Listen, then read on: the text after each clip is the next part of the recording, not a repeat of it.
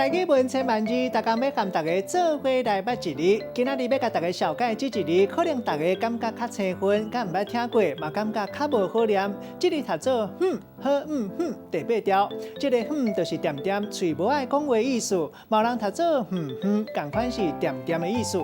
带大家做伙来小解这两个词。头一个读做头前讲到某人读做简单来讲就是点点，敢若是无爱讲话型。第二个读做食三碗半。古早台语字典确实受这句话，就是咱常常听人讲的一句讲点点食三碗公饭的意思。意思就是咧讲一个人点点做一件代志，互人料想袂到。咱用一句话来举例，甲这两个咧夹做伙。譬如讲阿明食三碗半。会记你做囡仔时，伊无啥敢甲查某囡仔讲话，结果全班同学内底，就是上早娶某结婚，有影是乌干仔底豆油，无底看。